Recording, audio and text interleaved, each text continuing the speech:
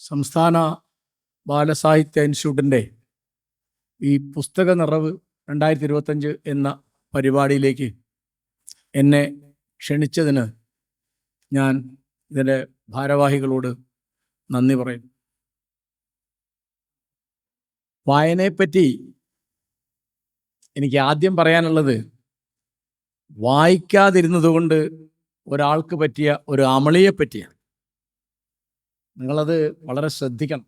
എന്നുവെച്ചാൽ ഹൈസ്കൂളിൽ 10ാം ക്ലാസ് പഠിക്കുന്ന ഒരു ചെറുപ്പക്കാരൻ അയാളുടെ സഹപാഠിനിയായ ഒരു പെൺകുട്ടിയോട് അയാൾക്ക് പ്രണയം തോന്നി. അപ്പോൾ അയാൾ എന്ത് ചെയ്തു? അവൾക്കൊരു കത്ത് കൊടുക്കണം. പതിവ് പോലെ പുസ്തകത്തിനകത്ത് വെച്ച് ഒരു കത്ത് കൊടുത്തു. ആ കത്തിൽ എഴുതിയത്, എനിക്ക് നിന്നോട് വലിയ ഇഷ്ടമാണ്, നിനക്ക് എന്നോടും അങ്ങനെ ഇഷ്ടമുണ്ടെങ്കിൽ നാളെ നീ ചുവന്ന ബ്ലൗസും ചുവന്ന പാവാടയും ധരിച്ചു വരണം, അത് എനിക്ക് അടയാളമാണ്. അപ്പോൾ പുസ്തകം കൊടുത്തു. പിറ്റേന്ന് അവൾ ഈ പുസ്തകം മടക്കി കൊടുത്തു. മഞ്ഞ ബ്ലൗസും മഞ്ഞ പാവാടയും കൊടുത്താണ് അവൾ വന്നത്. അപ്പോൾ നമ്മുടെ കാമുകൻ പതിവ് പോലെ നിരാശനായി പോട്ടേന്ന് വെച്ചു, നമുക്ക് ഭാഗ്യം വെച്ചു. വളരെ കാലം കഴിഞ്ഞ് 40 കൊല്ലം കഴിഞ്ഞ് അയാൾ വീട്ടിലെ പഴയ പുസ്തകങ്ങളൊക്കെ അടുക്കി വെക്കുമ്പോൾ ഇവൾക്ക് കൊടുത്തിരുന്ന ഈ പുസ്തകം, അവൾ തിരിച്ചു തന്ന പുസ്തകം ഒന്ന് മറിച്ചു നോക്കി. അപ്പോൾ അതിലൊരു കത്തുണ്ട്, അത് അയാൾ കണ്ടിട്ടില്ല. ആ കത്തിൽ പറയുന്നുണ്ട്, എനിക്ക് നിന്നെയും വളരെ ഇഷ്ടമാണ്, എനിക്ക് ചുവന്ന ബ്ലൗസും ചുവന്ന പാവാട ഇല്ലാത്തത് കൊണ്ടാണ് ഞാൻ നാളെ മഞ്ഞ പാവാട ഇട്ട് വരുന്നത്, ബ്ലൗസ് ഇട്ട് വരുന്നത്. കണ്ടോ വായിക്കാത്തതിൻ്റെ നഷ്ടം. ആ പുസ്തകം, അയാൾ അവൾക്ക് കൊടുത്ത പുസ്തകം അവൾ തിരിച്ചു കൊടുത്ത പുസ്തകം അയാൾ വായിച്ചിട്ടില്ല. അയാൾ വായിച്ചിരുന്നെങ്കിൽ ആ കത്ത് കാണുമായിരുന്നു, സംഗതി എത്ര മാറിപ്പോകുമായിരുന്നു. അപ്പോൾ വായന കേട്ടോ, നിങ്ങൾ പ്രേമിക്കണമെങ്കിൽ ആദ്യം വേണ്ടത് വായിക്കുകയാണ്.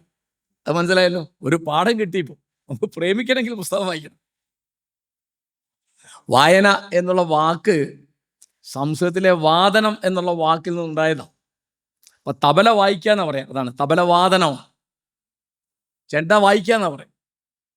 അപ്പോ ഇത് സംസ്കാരത്തിൻ്റെ ഏറ്റവും അടിയിലുള്ള സാധനം പുസ്തകമാണ് എന്ന് എല്ലാ സംസ്കാരക്കാർക്കും അറിയാം, എല്ലാ രാഷ്ട്രീയ പ്രവർത്തകർക്കും അറിയാം. ഇപ്പം ഞാൻ ഉദാഹരണം പറഞ്ഞാൽ, ഇന്ത്യൻ സംസ്കാരത്തിൻ്റെ അടിയിൽ നിങ്ങൾ ഗീത എന്നൊരു പുസ്തകം കാണും. ഗീത എന്ന് പറഞ്ഞാൽ പാടാനുള്ളത്. ക്രിസ്ത്യൻ സംസ്കാരത്തിൻ്റെ അടിയിൽ നിങ്ങൾ വേറൊരു പുസ്തകം കാണും, അതിൻ്റെ പേര് ബൈബിൾ എന്നാണ്. ബൈബിൾ എന്നുള്ള വാക്കിന് അർത്ഥം പുസ്തകം എന്നാണ്. ഇസ്ലാമിക സംസ്കാരത്തിൻ്റെ അടിയിലൊരു പുസ്തകം കാണും, അതിൻ്റെ പേര് ഖുർആൻ എന്നാണ്. ഖുർആൻ എന്നുള്ള വാക്കിൻ്റെ അർത്ഥം വായിക്കാനുള്ളത് എന്നാണ്. ഖുർആൻ തുടങ്ങുന്നതിന് അങ്ങനെയാണ്, വായിക്കൂ എന്ന് പറഞ്ഞുകൊണ്ടാണ്. അപ്പോൾ കമ്മ്യൂണിസ്റ്റ് സംസ്കൃതിയുടെ അടിയിൽ നിങ്ങൾ മൂലധനം എന്നൊരു പുസ്തകം കാണും. അങ്ങനെ എപ്പോഴും ഇപ്പോൾ ഫാസത്തിൻ്റെ അടിയിൽ നിങ്ങൾ ഹിറ്റ്ലറുടെ മെയിൻ കാഫ്, എൻ്റെ പോരാട്ടം എന്നുള്ള അദ്ദേഹത്തിൻ്റെ ആത്മകഥ കാണും. ഹിറ്റ്ലർ അവകാശപ്പെട്ടിരുന്നത് ബൈബിൾ കഴിഞ്ഞാൽ ഏറ്റവും അധികം വിൽക്കപ്പെട്ട പുസ്തകം എന്നാണ്. അത് 45 നിരോധിച്ചു. ഇപ്പോൾ വീണ്ടും അത് വന്നിട്ടുണ്ട്, ജർമ്മനിയിൽ അത് ഭയങ്കരമായി വിറ്റുപോകുന്നുണ്ട് എന്ന് പറയുന്നു.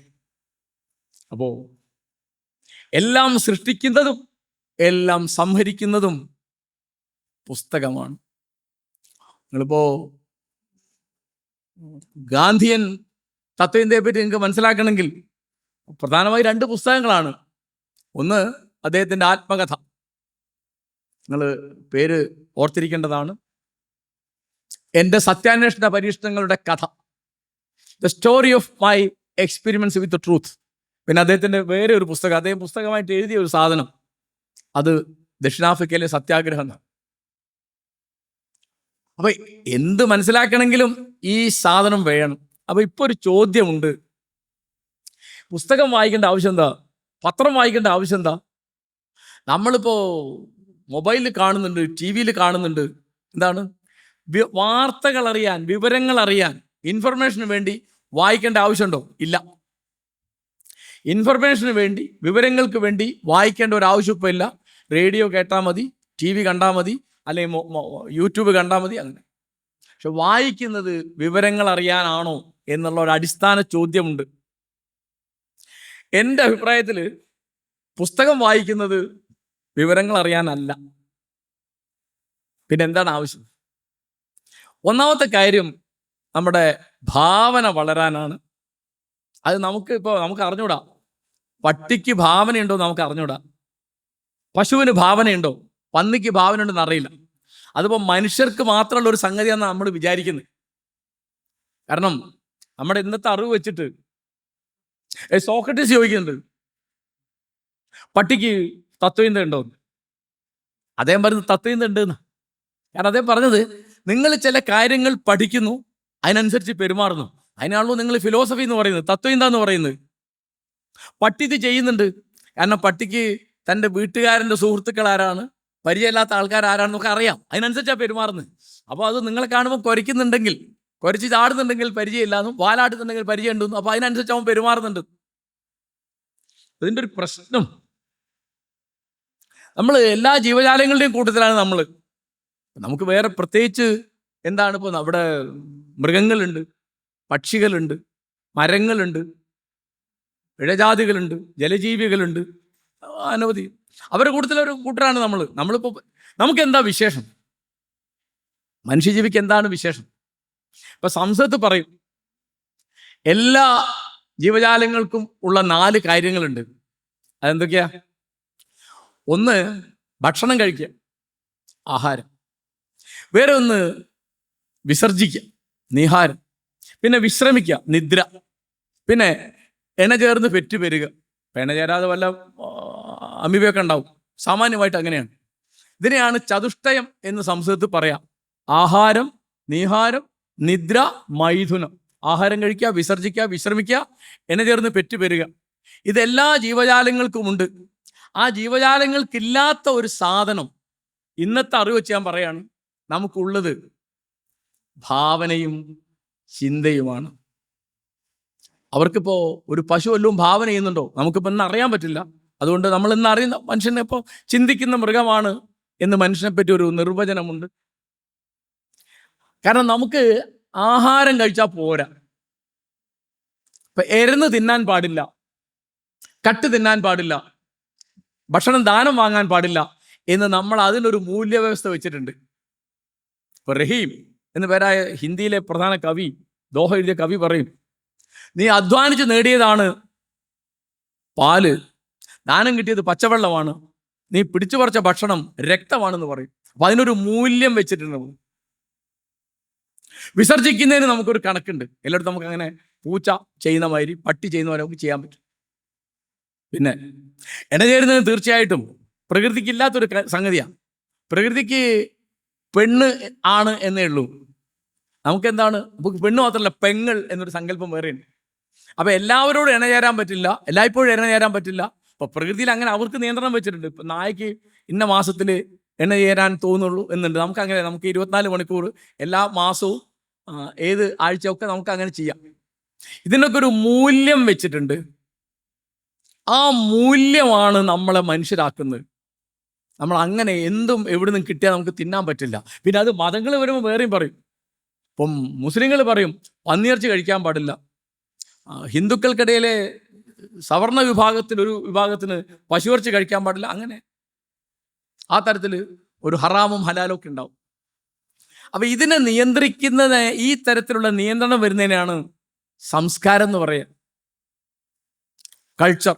അത് നേച്ചറല്ല, ആണ്. 2 കാര്യമുള്ളത്. ഒന്ന് നേച്ചർ, വേറൊന്ന് കൾച്ചർ. നേച്ചർ എന്ന് പറഞ്ഞാൽ ഉള്ളതൊക്കെ പ്രകൃതിയാണ്. വെള്ളച്ചാട്ടം പ്രകൃതിയാണ്, വെള്ളച്ചാട്ടത്തിൻ്റെ ചിത്രം സംസ്കൃതിയാണ്, അത് കൾച്ചറാണ്. അപ്പോൾ നമ്മുടെ പെരുമാറ്റം, നമ്മുടെ സ്വഭാവം, നമ്മുടെ മൂല്യബോധം തുടങ്ങിയുള്ള കാര്യങ്ങളാണ് നമ്മളെ മറ്റുള്ളവരിൽ നിന്ന് വ്യത്യസ്തരാക്കുന്നത്. ഈ വ്യത്യസ്തരാക്കുന്നതിന് നമുക്ക് പ്രാപ്തി തരുന്നത് പുസ്തകങ്ങളാണ്. എല്ലാവർക്കും അറിയുന്ന മാതിരി എല്ലാ വേദഗ്രന്ഥങ്ങളിലും, വേദഗ്രന്ഥങ്ങളാണെന്ന് വിചാരിക്കാത്ത കാവ്യങ്ങളിലും ഇതിഹാസങ്ങളിലും ഒക്കെ ഈ തരത്തിലുള്ള സ്നേഹത്തെപ്പറ്റി, ക്ഷമയെപ്പറ്റി, കരുണയെപ്പറ്റി അനവധി കഥകൾ. അപ്പം ഈ കഥകളാണ് നമ്മളെ രൂപീകരിക്കുന്നത്. ആദികാവ്യം, രാമായണം എന്ന് പറയും. അപ്പോൾ ആ രാമായണം നമ്മുടെ സ്വഭാവത്തെ സ്വാധീനിക്കും. അപ്പോൾ അതിന് നമ്മളെ സഹായിക്കുന്ന ആരാണ്? ഭാവനയാണ്. അപ്പോൾ ഉള്ള കാര്യങ്ങൾ, ഇല്ലാത്ത കാര്യങ്ങൾ, ഉള്ളതും ഇല്ലാത്തതും ഇഴ ചേർന്നിട്ട് ഒക്കെ നമ്മൾ ഭാവന കൊണ്ട് നമ്മളൊരു ലോകം സൃഷ്ടിക്കും. ബുദ്ധൻ കഥ പറയാണ്, ക്രിസ്തു കഥ പറയാണ്. അദ്ദേഹം കഥ എന്നല്ല പറയാം, അദ്ദേഹം പറയുന്നത് എന്താണ്? ഞാൻ ഉപമകൾ പറയാം എന്നാണ്, പാരബിൾസ്. ബുദ്ധ പാരമ്പര്യത്തിലെ കഥകളൊക്കെയാണ് ധ്യാനബുദ്ധ കഥകൾ, സെൻ ബുദ്ധിസം എന്ന് പറയും. അങ്ങനെ അപ്പൊ ഞാൻ അതിലൊരു കഥ പറയാം. ഒരു ഗ്രാമത്തിൽ ഒരു സെൻ ഗുരു, ഈ സെൻ എന്ന് പറഞ്ഞത് ധ്യാനം എന്നുള്ളതിൻ്റെ ജപ്പാനിൽ ചൈനയിൽ ഉപയോഗിക്കുന്ന വാക്കാട്ടോ. ഒരു ഗുരു ഉണ്ടായിരുന്നു. അപ്പൊ വേറെ ഒരു ഗ്രാമത്തിൽ വളരെ പണ്ഡിതനായ ഒരു ഗുരു ഉണ്ട് എന്ന് കേട്ടു. അപ്പൊ ഇദ്ദേഹത്തിന് സ്വാഭാവികമായിട്ട് എന്ത് തോന്നി? അദ്ദേഹത്തെ ഒന്ന് പരീക്ഷിക്കണം തോന്നി. അപ്പോ ഇയാൾ ചെന്നപ്പോൾ മറ്റേ ഗുരുവിന് മനസ്സിലായി തന്നെ പരീക്ഷിക്കാൻ വന്നാണ്. അപ്പൊ അദ്ദേഹം എന്ത് ചെയ്തു? അപ്പൊ അവിടുത്തെ സൽക്കാരം എന്ന് പറയുന്നത് ഈ തേയില വെള്ളമാണ്, പാലോ പഞ്ചസാരയോ ചേർക്കാത്ത ചായ ആണ് അവർ സൽക്കരിക്കുക. അപ്പൊ ഈ കപ്പിലേക്ക് ചായ ഇങ്ങനെ പകർന്ന് കപ്പ് നിറഞ്ഞിട്ട് ഇദ്ദേഹം നിർത്തിയില്ല, ഒഴിച്ചോണ്ടിരുന്നു. അപ്പോൾ ഇദ്ദേഹത്തെ പരീക്ഷിക്കാൻ വന്ന ഗുരു ചോദിച്ചു, എന്തായി കാണിക്കുന്നത്? അത് നിറഞ്ഞല്ലോ, ഇനി ഒഴിക്കേണ്ട ആവശ്യം എന്താ? മറ്റേ ഗുരു ചോദിച്ചു, നിറഞ്ഞത് പിന്നെ നിറയ്ക്കാൻ പറ്റില്ല അല്ലേ? കാരണം അദ്ദേഹം നിറഞ്ഞു വന്ന ആൾ പിന്നെ നിറയ്ക്കാൻ പറ്റില്ല. അപ്പോൾ നിങ്ങളുടെ അഹമ്മതി, നിങ്ങളുടെ അഹങ്കാരം, നിങ്ങളുടെ താൻപോരിമാഭാവം എന്നുള്ളത് എത്ര ആപത്താണ് എന്ന് പറയുന്ന രീതിയാണ്. അവരിങ്ങനെ എപ്പോഴും മൗനത്തിൽ, എല്ലാ കഥകളിൽ. അപ്പോൾ നമ്മുടെ ആളുകൾ മിക്ക സമയത്തും വാക്കിനെ പറ്റി ഇവിടെ സ്വാഗത ഭാഷണത്തിൽ അച്ഛൻ പറഞ്ഞു. ഞാൻ വാക്കിനെ പറ്റി ഒരു കഥ പറയാം. എല്ലാ കഥകളും മാതിരി ഈ കഥയും തുടങ്ങുന്നത് അങ്ങനെയാണ്. പണ്ട് ഒരു രാജ്യത്ത് ഒരു രാജാവ് ഉണ്ടായിരുന്നു. രാജാവ്, അന്നത്തെ കാലത്തെ രാജാക്കന്മാരുടെ ഏറ്റവും വലിയ വിനോദം എന്ന് പറയുന്നത് മൃഗയാ വിനോദം എന്ന് പറയും, നായാട്ട്. അപ്പോൾ നിരോധിച്ചു. നായാട്ടിന് പോയി. നായാട്ടിന് പോകുമ്പോൾ സൈന്യങ്ങളുമായിട്ടും സ്വന്തക്കാരായിട്ടും പരിചാരമൊക്കെ വിട്ടുപോകും രാജാവ്. അപ്പോൾ ഈ നമ്മുടെ രാജാവ് എന്ത് ചെയ്തു? ഈ കാടിളകിയപ്പോൾ ഓരോരുത്തർ ഓരോ ഭാഗത്തായി. ഇദ്ദേഹത്തിൻ്റെ കൂടെ മന്ത്രിയും അദ്ദേഹത്തിൻ്റെ പരിചാരകനും മാത്രമാണ്. അപ്പോൾ അവർക്ക് കഴിക്കാനൊന്നുമില്ല, വെള്ളമില്ല, അങ്ങനെ കാടല്ല. അപ്പോൾ അങ്ങനെ നടക്കുമ്പോൾ ഒരു കാട്ടുചോല കണ്ടു. അതിൻ്റെ അടുത്തൊരു പാറയുണ്ട്, അതിൻ്റെ അടുത്ത് വലിയ മരങ്ങളുണ്ട്, കായ്കനികളുണ്ട്. അപ്പോൾ കായ്കനികളൊക്കെ എടുത്ത് ഭക്ഷിച്ച് അവിടുത്തെ വെള്ളം കുടിച്ച് ആ മരത്തണലിൽ ഇവർ വിശ്രമിച്ചു. അപ്പോൾ വിശ്രമിച്ചപ്പോൾ ഉറങ്ങിപ്പോയി. 3 പേരും ഉറങ്ങി. നട്ടപ്പാതിരയ്ക്ക് മഹാരാജാവ് ഉണർന്നു. അതേ നോക്കുമ്പോൾ എന്താ? നല്ല നിറകൊണ്ട പാതിര, നല്ല നിലാവ്, കാട്ടുചോലയുടെ കളകളാരവം, ഇളങ്കാറ്റ് വരുന്നു, കാട്ടുപൂക്കളുടെ സുഗന്ധം വരുന്നു. അതൊക്കെ കണ്ട് ആസ്വദിച്ച് അദ്ദേഹം അങ്ങനെ പോയി. താൻ രാജാവാണ് എന്നുള്ളതൊക്കെ മറന്നിട്ട് ആ സൗന്ദര്യം ആസ്വദിച്ച് അദ്ദേഹം അങ്ങനെ പോയി. കുറച്ച് കഴിഞ്ഞ് മന്ത്രി ഉണർന്നു. മന്ത്രി നോക്കുമ്പോൾ എന്താ സ്ഥിതി? രാജാവിനെ കാണാനില്ല. പിന്നെ കാട്ടുപൂക്കളുടെ ഭംഗി ആസ്വദിക്കാൻ പറ്റും? അദ്ദേഹം രാജാവിനും തെരഞ്ഞു പോയി. കുറച്ചുകൂടി കഴിഞ്ഞിട്ട് പരിചാരകൻ ഉണർന്നു. അപ്പം എന്താ സ്ഥിതി? രാജാവിനും കാണാനില്ല, മന്ത്രിയും കാണാനില്ല. തൻ്റെ തല പോയതെന്ന് വിചാരിച്ച് പരിഭ്രമിച്ച് അയാൾ പോയി. അയാൾ കാട്ടിൽ നല്ല നല്ല നിലാവിലാണ്.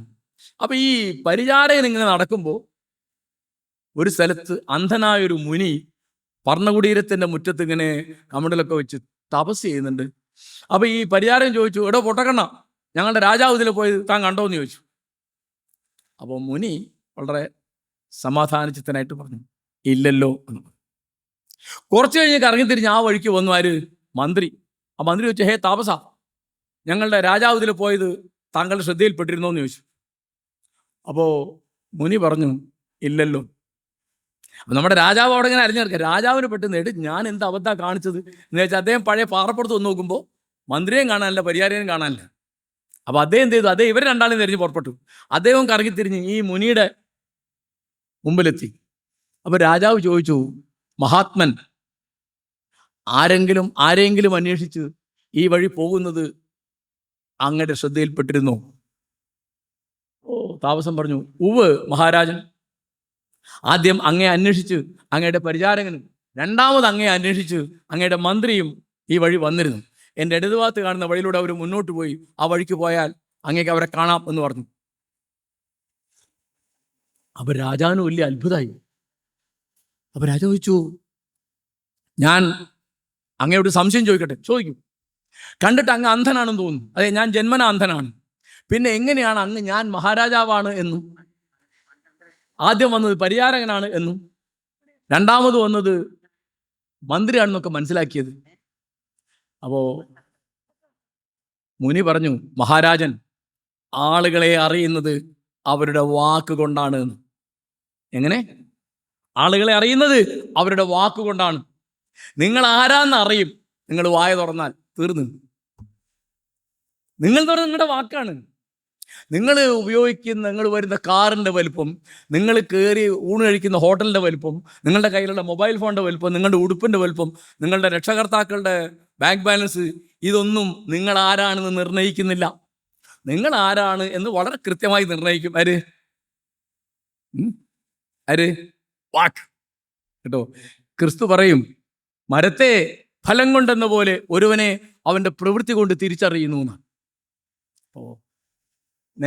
ഒരു നേന്ത്രക്കൊല കിട്ടിയാൽ നമുക്കറിയാം ആ മരം തെങ്ങാണെന്ന്, അല്ലേ? പ്രകൃതിയിൽ കളവില്ല. പ്രകൃതി കൃത്യമായിട്ട് സത്യസന്ധമായിട്ട് പെരുമാറുന്നു. അപ്പോ നിങ്ങൾ ആരാണ്, എന്താണ്, എന്ന് നിങ്ങളെ രൂപീകരിക്കാൻ വലിയ വിഷമമുള്ള കാര്യം അത്, കേട്ടോ? അപ്പോൾ പുസ്തകത്തിൻ്റെ പണി നിങ്ങളെ ചിന്തിപ്പിക്കാനാണ്. നിങ്ങൾ പേര് കിട്ടണമെന്ന് എനിക്ക് അറിഞ്ഞുകൂടാ. ഐ.എ. റിച്ചേർഡ്സ് എന്ന പേരായിട്ട് അതിപ്രസിദ്ധനായൊരു ബ്രിട്ടീഷ് ചിന്തകൻ, സാഹിത്യ നിരൂപകനുണ്ടായിരുന്നു. അദ്ദേഹത്തിൻ്റെ the principles of literary criticism എന്നുള്ള പുസ്തകം തുടങ്ങുന്നത്, ആദ്യത്തെ വാക്യതാണ്, a book is a machine to think with. നിങ്ങളെ ചിന്തിക്കാൻ പ്രേരിപ്പിക്കുന്ന, സഹായിക്കുന്ന ഒരു യന്ത്രമാണ് പുസ്തകം. അപ്പോൾ ഈ മനുഷ്യന് ഈ ചിന്ത, ഇപ്പം നമ്മൾ എന്താണ്, ഏതാണ്, എങ്ങനെയാണ്, എന്താണ് ഈ സമൂഹം, എന്താണ് ജീവിതം, എന്താണ് പട്ടിണി, എന്താണ് അനീതി, എന്താണ് അന്യായം തുടങ്ങിയുള്ള ഒരുപാട് കാര്യങ്ങളാണ്. അതിനെ പറ്റിയുള്ള ചിന്തകളും ആലോചനകളും പ്രതിപ്രവർത്തനങ്ങളും പ്രതികരണങ്ങളും പ്രതിഷേധങ്ങളും പ്രതിരോധങ്ങളും ഒക്കെയാണ് നമ്മൾ ആരാണെന്ന് കാണിക്കുന്നത്. ഒരു സംശയമില്ല. ഇപ്പോൾ നിങ്ങൾ ഒരാളുടെ പ്രസംഗം കേട്ടു, അല്ലെങ്കിൽ നിയമസഭയിൽ വലിയ കഷ്ടമാണ്, അല്ലെങ്കിൽ ഒരു ഫേസ്ബുക്കിൽ ഇപ്പോൾ കാണാലോ, ഫേസ്ബുക്കിൽ ഇപ്പം ഞാൻ എൻ്റെ ഒരു അനുഭവം പറഞ്ഞുതരാം. ഞാൻ ഫേസ്ബുക്കിൽ ഒരു പോസ്റ്റ് ഇട്ടു. അപ്പം അതിൻ്റെ താഴെ വന്നിട്ട് ഏതോ ഒരു കക്ഷി പോടാ നൈൻ്റെവനെ എന്ന് ഒരു പ്രതികരണം ഇട്ടു. ഞാൻ ഉടനെ അതിൻ്റെ അടിയിൽ താങ്ക് യു എന്നടിച്ചു. ആർക്കാണ് നിൻ്റെ താങ്ക് യു വേണ്ടത്?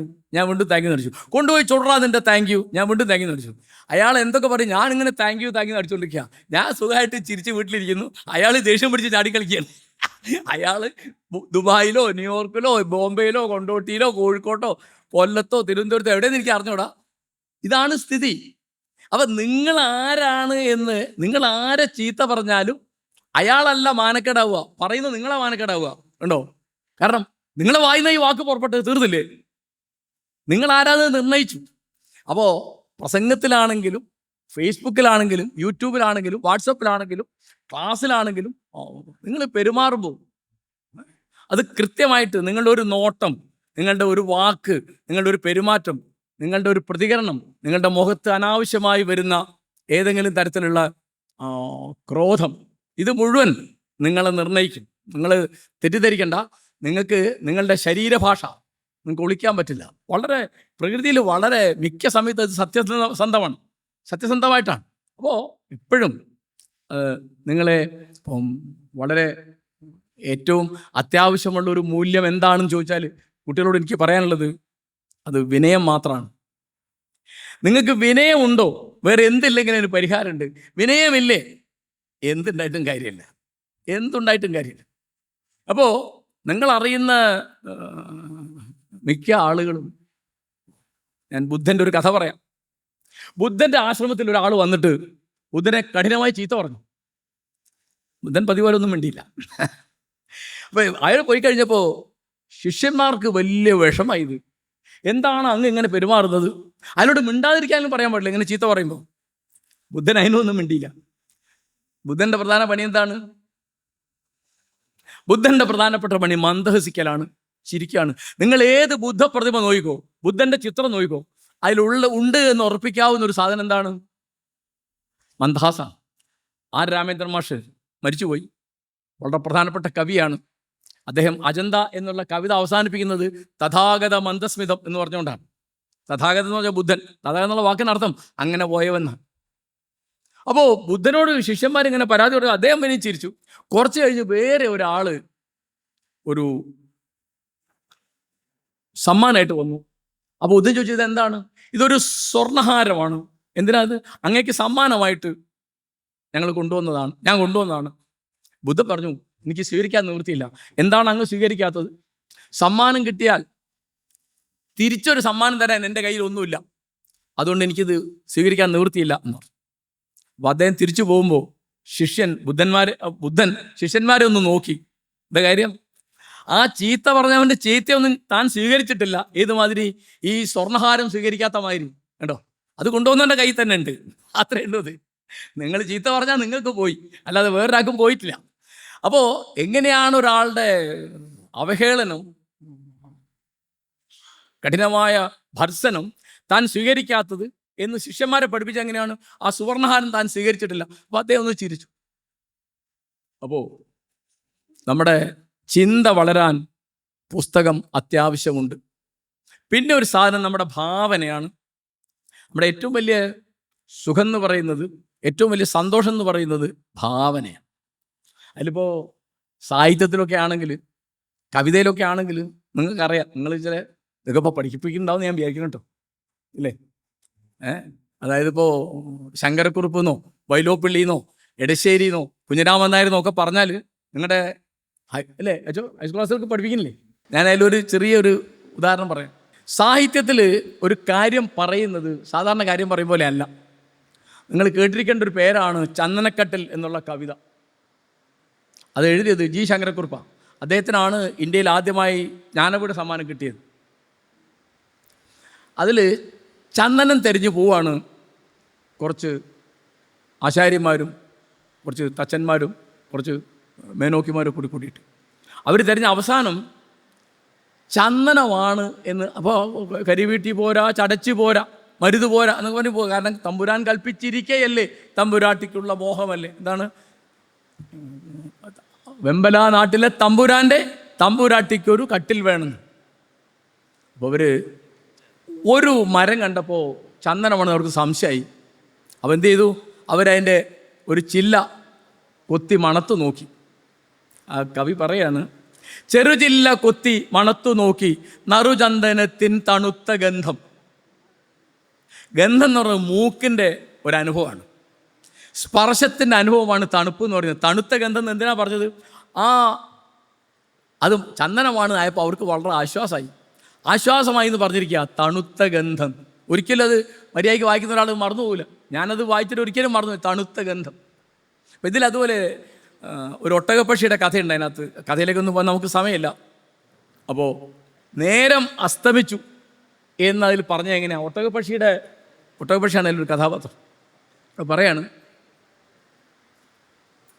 നിങ്ങൾക്കറിയാലോ സൂര്യൻ അസ്തമിക്കുന്നു കടലിൽ. അപ്പോൾ അതിനെപ്പറ്റി പറഞ്ഞിരിക്കുകയാണ്, പകലാകും ഒട്ടകപ്പക്ഷി പോയി മികവുറ്റ മുട്ട കടലെടുത്തു എന്നാണ്.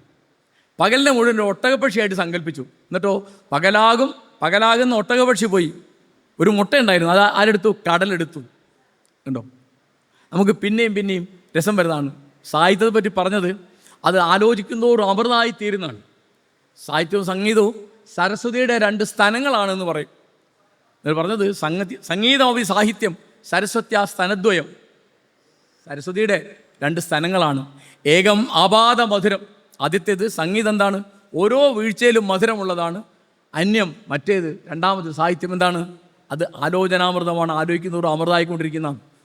അപ്പോൾ നമ്മുടെ ഭാവന, നമ്മുടെ ചിന്ത, ഇത് രണ്ടും വളർത്താൻ പുസ്തക പാരായണമല്ലാതെ വാസ്തവത്തിൽ വേറെ വഴിയൊന്നുമില്ല. അപ്പോൾ ഞാൻ മഹാഭാരതത്തിൽ ഭീഷ്മർ പറഞ്ഞ അതിമനോഹരമായ ഒരു കഥ പറഞ്ഞിട്ട് എൻ്റെ ഭാഷണം അവസാനിപ്പിക്കാം. ഇനിയിപ്പം വേറെ ചോദ്യോത്തരങ്ങളുണ്ടെന്നാണ് അച്ഛൻ എന്നോട് പറഞ്ഞു. ഭീഷ്മർ കേട്ടോ, മഹാഭാരതം 1,00,000 ശ്ലോകമാണ്. ഒരുപക്ഷെ ലോകത്തിലെ ഏറ്റവും വലിയ പുസ്തകമായിരിക്കും. വാൽമീകി രാമായണം 24,000 ശ്ലോകമേ ഉള്ളൂ. വ്യാസഭാരതം 1,00,000 ശ്ലോകം, അതിൻ്റെ 4 ഇരട്ടിയാണ്. അതിൽ ശരശയ്യെ കിടക്കുകയാണ് ഭീഷ്മർ. ഈ സമയത്ത് യുധിഷ്ഠിരൻ വന്നിട്ട് പല കാര്യങ്ങളും സംശയം ചോദിക്കും. അപ്പോഴൊക്കെ അദ്ദേഹം അതിന് മറുപടി പറയും. എന്താണ് രാജധർമ്മം, എന്താണ് ചാതുർവർണ്ണം, എന്താണ് ആശ്രമങ്ങൾ, അങ്ങനെ അനവധി കാര്യങ്ങൾ. അപ്പോൾ അദ്ദേഹം ധാരാളം കഥകൾ പറയും. മഹാഭാരതത്തിലെ വലിയൊരു ഭാഗം അങ്ങനെയാണ്. അതിൽ പറഞ്ഞ ഒരു കഥ ഞാൻ പറയാം. ഈ കഥയിലെ നായകൻ്റെ പേര് ഭംഗാസ്വനൻ എന്നാണ്. ഭംഗാസ്വനൻ ഒരു രാജാവാണ്, മഹാസുന്ദരനാണ്, വളരെ മിടുക്കനാണ്, വളരെയധികം ജനങ്ങൾക്ക് പ്രിയപ്പെട്ട ആളാണ്. പക്ഷെ അദ്ദേഹത്തിനൊരു ദുഃഖം ഉണ്ടായിരുന്നു. എന്താത്? മക്കളില്ല. അപ്പം മക്കളുണ്ടാവാൻ വേണ്ടി അദ്ദേഹം ഒരു യാഗം കഴിച്ചു. ആ യാഗം ദേവേന്ദ്രന് ഇഷ്ടമില്ലാത്ത യാഗമാണ്. അദ്ദേഹം കണക്കാക്കിയില്ല, ദേവേന്ദ്രൻ ക്ഷണിച്ചില്ല, ദേവേന്ദ്രൻ ഇഷ്ടമുണ്ടായിരുന്നു നോക്കിയില്ല. അദ്ദേഹത്തിന് ആ വകയിൽ യാഗം കഴിച്ച വകയിൽ 100 മക്കളുണ്ടായി. അപ്പോൾ സന്തോഷമായിട്ട് ജീവിക്കാൻ 100 മക്കളുമായിട്ട് ഭംഗാസുരൻ മഹാരാജാവ് ജീവിക്കുമ്പോൾ അതേ ഒരിക്കലും നേരത്തെ പറഞ്ഞ നായാടിന് പോയി.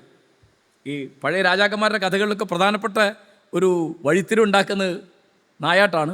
ഇപ്പോൾ ദുഷ്യന്തൻ്റെ കഥ നിങ്ങൾ കേട്ടിട്ടുണ്ടാവും. അത് അവിടെ പോയപ്പോഴാണ് ആ കാട്ടുജാതി പെണ്ണിനെ പ്രേമിച്ച് ബലൂലാക്കിയത് ദുഷ്യന്തൻ, കേട്ടോ, ശകുന്തള.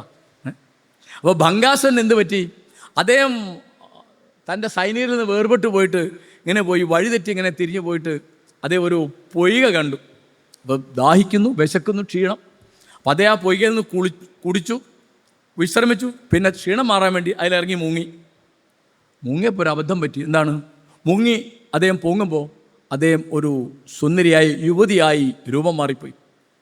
ആ പൊയ്കയിൽ ആരിറങ്ങി മുങ്ങിയാലും സ്ത്രീയായി പോവും എന്ന പ്രത്യേകത അദ്ദേഹത്തിന് അറിഞ്ഞൂടാ. ദേവേന്ദ്രൻ അറിയാം. ദേവേന്ദ്രൻ അങ്ങനെ വഴിതെറ്റിച്ച് അവിടെ എത്തിച്ച.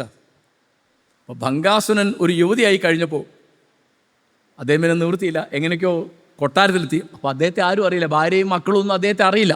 അപ്പോൾ അദ്ദേഹം പറഞ്ഞു, ഞാൻ ഭംഗാസുരനാണ്, ഇങ്ങനെ ഒരു അബദ്ധം പറ്റിയതാണെന്ന് പറഞ്ഞ് മക്കളെ ഭരണം ഏൽപ്പിച്ച് അദ്ദേഹം കാട്ടിലേക്ക് പോയി തപസ് ചെയ്യാൻ വേണ്ടിയിട്ട്.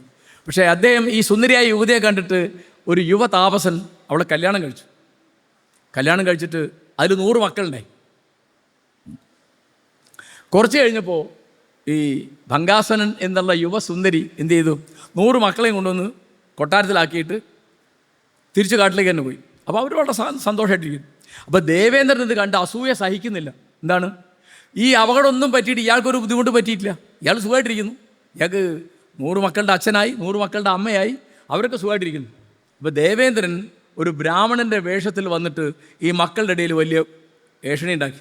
അതാണല്ലോ നമ്മൾ ചെയ്യുക അസൂയ വന്നാൽ. എന്താ പറഞ്ഞത്? ഈ താപസൻ്റെ മക്കൾ എങ്ങനെയാണ് രാജകുമാരന്മാരാവുക, അവർക്കെങ്ങനെ രാജാധികാരം ഉണ്ടാവുക, അവരെങ്ങനെയാണ് രാജധാനി താമസിക്കുക, അവരെങ്ങനെ ഇവിടുന്ന് ഊണ് കഴിക്കുക എന്നൊക്കെ പറഞ്ഞ് തിരിപ്പുണ്ടാക്കിയിട്ട് ഇവർ തമ്മിൽ വർത്തമാനം പറഞ്ഞ് പിണങ്ങി കലഹമായി യുദ്ധമായി 200 ആൾ മരിച്ചു. ഈ വിവരം അറിഞ്ഞ് കാട്ടിലിരുന്ന് ഭംഗാസുരൻ എന്ന് പറയുന്ന സുന്ദരി കരയുമ്പോൾ വേഷം മാറി ദേവേന്ദ്രൻ വന്ന് ചോദിച്ചു, എന്താ കരയുന്നു? ഒന്നും അറിയാത്ത മാതിരി. അപ്പോൾ ആ യുവതി പറഞ്ഞു, എനിക്ക് 100 മക്കളുണ്ടായിരുന്നു, ഞാൻ പുരുഷനായിരുന്നപ്പോൾ, സ്ത്രീ ആയപ്പോൾ 100 മക്കളുണ്ടായിരുന്നു, ഈ 200 മക്കൾ തമ്മിൽ തച്ച് നശിച്ചു എന്ന് പറഞ്ഞ് ഭയങ്കരമായിട്ട് കരയാണ്. അപ്പോൾ ആ കരച്ചിൽ കണ്ടപ്പോൾ ദേവേന്ദ്രന് വലിയ സന്തോഷമായി. എന്താണ്? ശിക്ഷ കൊടുത്തൽ. പറഞ്ഞു, ഞാൻ ദേവേന്ദ്രനാണ്, നീ ഇന്ന മാതിരി യാഗം കഴിച്ചു, അതിൻ്റെ ശിക്ഷയായിട്ടാണ് ഞാൻ ഇതൊക്കെ ചെയ്തതെന്ന് പറഞ്ഞു. അപ്പോൾ ഭംഗാസുരൻ എണീറ്റ് കാല് പിടിച്ച് കരഞ്ഞു പറഞ്ഞു, അയ്യോ അതെനിക്ക് അബദ്ധം പറ്റാണ്, എന്നോട് ക്ഷമിക്കണം. അപ്പോൾ അതും ദേവേന്ദ്രൻ ഇഷ്ടമായി. അപ്പോൾ ദേവേന്ദ്രൻ പറഞ്ഞു, നിനക്ക് ഞാൻ 100 മക്കളെ തിരിച്ചു തരാം, 100 മക്കളെ ഞാൻ ജീവിപ്പിക്കാം. ഏത് മക്കളെ ജീവിപ്പിക്കേണ്ടതെന്ന് ചോദിച്ചു. വലിയ പ്രശ്നമാണല്ലോ അല്ലേ? അപ്പോൾ ഭംഗാസുരൻ പറഞ്ഞു, എനിക്ക് ഞാൻ പ്രസവിച്ച മക്കളെ തിരിച്ചു തന്നാൽ മതി. അപ്പോൾ ദേവേന്ദ്രൻ ചോദിച്ചു, അതെന്താ? അപ്പോൾ അവൾ പറഞ്ഞു, സ്നേഹമുള്ളത് അച്ഛനല്ല അമ്മയ്ക്കാണെന്ന് എനിക്കറിയാം. 100 മക്കളുടെ അച്ഛനായിരുന്നു ഞാൻ, അവരോടില്ലാത്ത സ്നേഹം ഞാൻ പെറ്റ മക്കളോടുണ്ട്, അതുകൊണ്ട് ഞാൻ പ്രസവിച്ച 100 മക്കൾ ജീവിക്കട്ടെ എന്ന് പറഞ്ഞു. അപ്പോൾ ദേവേന്ദ്രൻ ദൈവം തോന്നിയിട്ട് 200 മക്കളെയും ജീവിപ്പിച്ചു. അപ്പോൾ ദേവേന്ദ്രൻ പറഞ്ഞു, നീ കാര്യം ചെയ്യാം, ഞാൻ നിങ്ങളുടെ പൗരുഷം മടക്കിത്തരാം, നിങ്ങളുടെ രാജ്യം മടക്കിത്തരാം, അവിടെ പോയി രാജ്യം ഭരിച്ചോളൂ എന്ന് പറഞ്ഞു. അപ്പോൾ ഭംഗാസുരൻ പറഞ്ഞു, അത് വേണ്ട. എന്താ? എനിക്ക് മനസ്സിലായി, ലൈംഗികമായ ആനന്ദം ഏറ്റവും അധികം അനുഭവിക്കുന്ന സ്ത്രീയാണ്. മക്കളോട് ഏറ്റവും സ്നേഹം ഉള്ളത് സ്ത്രീക്കാണ്. അതുകൊണ്ട് എനിക്ക് ഈ സ്ത്രീത്വം മതി, എനിക്ക് പൗരുഷം വേണ്ട, എനിക്ക് രാജ്യം വേണ്ട, ഞാൻ ഈ കാട്ടിൽ സുഖമായിട്ട് സന്തോഷമായിട്ട് ജീവിക്കാം എന്ന് പറഞ്ഞു. ഭാവന. പുരുഷൻ്റെയും സ്ത്രീയുടെയും ജീവിതം ഏത് അളവിൽ വ്യത്യാസപ്പെട്ടിരിക്കുന്നു എന്ന് പറയുന്നതിൻ്റെ അതിമനോഹരമായ കാവ്യാത്മകമായ ഒരു ആവിഷ്കാരമാണ്. ഇത്തരത്തിൽ അനവധി കാര്യങ്ങൾ ഇതിപ്പോൾ പറഞ്ഞാൽ നേരം വെളുക്കുന്നവരെ പറയാം. നമ്മുടെ ചെറുകഥാകൃത്തുക്കൾ, നമ്മുടെ കവികൾ, നമ്മുടെ ഇതിഹാസകാരന്മാർ, വ്യാസൻ, കാളിദാസൻ, ഭവഭൂതി, അങ്ങനെ. അപ്പോൾ ഞാൻ നിങ്ങളോട് പറയുന്നത്, നിങ്ങൾ വേറെ എന്ത് ചെയ്തില്ലെങ്കിലും വായന ഒരു ശീലമാക്കുക. ജീവിതത്തിലെ ഏറ്റവും വലിയ നേട്ടമാണ്. ഞാൻ എല്ലായിടത്തും പറയുന്ന ഒരു കാര്യം ഞാൻ ആവർത്തിക്കുന്നു. നിങ്ങളുടെ ഏറ്റവും അടുത്ത സുഹൃത്ത് പുസ്തകമായിരിക്കും. നിങ്ങളോട് അസൂയ കാണിക്കാത്ത, നിങ്ങൾക്കെതിരായിട്ട് ഏഷണി പറയാത്ത, നിങ്ങൾക്കെതിരായിട്ട് പാര വയ്ക്കാത്ത, നിങ്ങളോട് ജാതി മതവും പറയാത്ത, നിങ്ങളോട് രാഷ്ട്രീയം പറയാത്ത ഏറ്റവും അടുത്ത സുഹൃത്ത്. നിങ്ങൾക്കൊരു പുസ്തകമുണ്ടെങ്കിൽ പിന്നെ വേറെ ഒന്നും വേണ്ട. അതുകൊണ്ട് ഇംഗ്ലീഷിലൊരു ചൊല്ലുണ്ട്, ഒരു പുസ്തകവും ഒരു പൂങ്കാവനവും ഉണ്ടെങ്കിൽ ഒരാൾക്ക് വേണ്ടതൊക്കെ ആയി. അതുകൊണ്ട് ഏറ്റവും വലിയ ഭക്ഷണം, ഏറ്റവും വലിയ ലഹരി, ഇപ്പോൾ വലിയ പ്രശ്നം ലഹരി. ആലോചിച്ച് നോക്കൂ, ഈ മനുഷ്യൻ അവനെതിരായിട്ട് കണ്ടുപിടിക്കും. മനുഷ്യൻ കണ്ടുപിടിച്ചാണ് ഈ സാധനം, ഇത് മദ്യം. കേട്ടോ, ഇതിനെപ്പറ്റിയുള്ള ചരിത്രം ഞാൻ വായിച്ചത്, അത് അറേബ്യയിൽ പിറന്നു എന്നാണ്. മദ്യം, റാക്ക് എന്നുള്ള വാക്ക് അറബിയാണ്, ആൽക്കഹോൾ എന്നുള്ള വാക്ക് അറബിയാണ്. അൽ കൊഹുൽ എന്നുള്ള അറബി വാക്ക് നിന്നാണ് ആൽക്കഹോൾ ഉണ്ടായത്. പുകവലി ഉണ്ടായത് അമേരിക്കയിലാണ്, 4000 കൊല്ലമായി. അപ്പോൾ മറ്റേതിന് അതിനേക്കാൾ പഴക്കമുണ്ട്. അപ്പം നമുക്ക് ഒരു ഗുണമില്ലാത്തൊരു സാധനമാണ് മദ്യം, ഒരു ഗുണമില്ലാത്ത സാധനമാണ് മയക്കുമരുന്ന്, ഒരു ഗുണമില്ലാത്ത സാധനമാണ് പുകവലി. ഇതൊക്കെ നമ്മൾ കണ്ടുപിടിക്കുകയാണ്. നമ്മുടെ ശാസ്ത്രീയ ബോധം ഉപയോഗിച്ച്, നമ്മുടെ ബുദ്ധിശക്തി ഉപയോഗിച്ച് നമുക്കെതിരായത് കണ്ടുപിടിക്കാം. ഏറ്റവും ലഹരിയുള്ള എന്താണെന്ന് എന്നോട് ചോദിച്ചാൽ ഞാൻ പറയും കലയാണ്. അതിലേറ്റവും പ്രധാനം സാഹിത്യമാണ്, സാഹിത്യകലയാണ്. അതുകൊണ്ട് ഞാൻ പറഞ്ഞത്, ഈ സാഹിത്യമാണ് എല്ലാ സംസ്കാരത്തിൻ്റെയും അടിപ്പടവായിട്ട് ചരിത്രത്തിൽ കിടക്കുന്നത്. അതുകൊണ്ട് നിങ്ങൾക്ക് ഈ സമ്മേളനത്തിൻ്റെ പ്രസക്തി അത് നിങ്ങളെ മനസ്സിലാക്കിയപ്പോൾ രാധിക ഇവിടെ അതിൻ്റെ ലഭ്യതയെപ്പറ്റി, പുസ്തകങ്ങളുടെ ലഭ്യതയെപ്പറ്റി പറഞ്ഞു. ബാലസാഹിത്യ ഇൻസ്റ്റിറ്റ്യൂട്ട് വലിയൊരു സംഭാവന ചെയ്യുന്നത് എനിക്ക് അറിഞ്ഞുണ്ടായിരുന്നത്. അദ്ദേഹം പള്ളിയറ ശ്രീധരൻ പറയുമ്പോഴാണ് കേരളത്തിന് പുറത്ത് എവിടെ ഇത്തരം സംഗതി ഇല്ലയെന്ന് എനിക്ക് അറിഞ്ഞുണ്ടായിരുന്നത്. അതൊക്കെ വലിയ കാര്യങ്ങളാണ്. കുട്ടികൾക്ക് കൊടുക്കേണ്ടത് പുസ്തകങ്ങളാണ്. അപ്പോൾ നിങ്ങളോട് ഞാൻ പറയുന്നൊരു കാര്യം, നിങ്ങൾ ബർത്ത്ഡേ ഗിഫ്റ്റായിട്ട് പുസ്തകങ്ങൾ ആവശ്യപ്പെടണം. കൂട്ടുകാർക്ക് കൊടുക്കുന്നത് പുസ്തകമാവണം, കൂട്ടുകാരൻ സ്വീകരിക്കുന്ന പുസ്തകമാവണം, പുസ്തകമാവണം ആലോചനാ വിഷയം. അപ്പോൾ അങ്ങനെയാകുമ്പോൾ പ്രധാനപ്പെട്ട കാര്യം ബോറടിക്കില്ല. ഒരു പ്രധാന കാര്യമാണ്. ബോറടി മാറ്റാൻ മദ്യം കഴിക്കണം, അല്ലെങ്കിൽ പുക വലിക്കണം, അല്ലെങ്കിൽ മയക്കുമരുന്ന് വേണം എന്തൊക്കെ വിചാരിക്കുന്നത് ആത്മഹത്യാപരമാണ്. അപ്പോൾ ഞാൻ കേട്ട MDMA എന്നുള്ളതിനെപ്പറ്റി ഞാൻ വായിച്ചത്, ഒരു തവണ ഉപയോഗിച്ചാൽ അതിൻ്റെ അടിമയായി പോകുന്ന. അപ്പോൾ അതുകൊണ്ട് ആ ജീവിതം ഒരു ലഹരിയാക്കി മാറ്റാൻ നമ്മളെ സഹായിക്കുന്ന പുസ്തകമാണ് എന്ന് നിങ്ങളെ ഓർമ്മിപ്പിച്ചുകൊണ്ട്, ഈ വേദിയുടെയും സഭയുടെയും അനുവാദത്തോടു കൂടി ഈ വലിയ സാംസ്കാരിക ദൗത്യം ഉൾക്കൊള്ളുന്ന ഈ പരിപാടി ഉദ്ഘാടനം ചെയ്തതായി ഞാൻ പ്രഖ്യാപിക്കുന്നു. പിന്നെ വളരെ മനോഹരമായി ലേഔട്ട് ചെയ്ത ഈ ക്യാമ്പസിനെ പറ്റി ഒരു നല്ല വാക്ക് പറഞ്ഞില്ലെങ്കിൽ വലിയ കഷ്ടമാണ്. എന്ന് വെച്ചാൽ കേട്ടോ, എന്തൊരു വിശാലതയാണ്. സ്പേസ് കാണുന്നത് തന്നെ നമ്മുടെ മനസ്സിനെ വിശാലമാക്കും. നിങ്ങൾ കടൽ കാണണം, നിങ്ങൾ മലകൾ കാണണം, നിങ്ങൾ ട്രെയിൻ കാണണം, നിങ്ങൾ ആനകളെ കാണണം. എന്താണ് വലുപ്പം എന്നുള്ളൊരു സംഗതിയുണ്ട്. KGS കവിതയിൽ പറയുന്നുണ്ട്, ആളുകൾ കണ്ടാണ് ഈ കടലുകൾ ഇങ്ങനെ വിശാലമായത്. അതുകൊണ്ട് ഞാൻ അച്ഛനെ എല്ലാ മലയാളികൾക്കും വേണ്ടി ഞാൻ അനുമോദിക്കുകയാണ്. ഇത്ര മനോഹരമായി ഈ ക്യാമ്പസ് ലേഔട്ട് ചെയ്ത്, എൻ്റെ പച്ചപ്പ് എനിക്കത് വളരെ വളരെ യാതൊരു സംശയം ഒരു കലാരൂപമായിട്ട് ഇത് മാറ്റിയിട്ടുണ്ട്. അതിൻ്റെ വെടിപ്പ്, അതിൻ്റെ വൃത്തി, അതിൻ്റെ പച്ചപ്പ്, അതിൻ്റെ സ്പേസ്. ഇങ്ങനെ മനസ്സിൽ നിങ്ങൾക്കൊരു സ്പേസ്, ഒരു സ്ഥലം ഉണ്ടാക്കുവാൻ പുസ്തകങ്ങളൊക്കെ നിങ്ങളെ സഹായിക്കും. നിങ്ങൾ OV വിജയനെയോ ബഷീറിനെയോ MTയെയോ ആനന്ദിനെയോ മാധവിക്കുട്ടിയെയോ കാക്കനാടനെയോ വായിക്കുമ്പോൾ അത് പറഞ്ഞു മനസ്സിലാക്കാൻ പറ്റില്ല, അത് അനുഭവിച്ചറിയണം. അങ്ങനത്തെ വലിയ അനുഭവങ്ങൾ, വലിയ അനുഭൂതികൾ, അഗാധമായ അനുഭവങ്ങളെ നിങ്ങൾക്കുണ്ടാവട്ടെ എന്ന് ആശംസിച്ചുകൊണ്ട് ഞാൻ ഈ പരിപാടിക്ക് എന്നെ ക്ഷണിച്ചതിന് ഒരിക്കൽ കൂടി നന്ദി പറഞ്ഞുകൊണ്ട് അവസാനിപ്പിക്കുന്നു. നമസ്കാരം.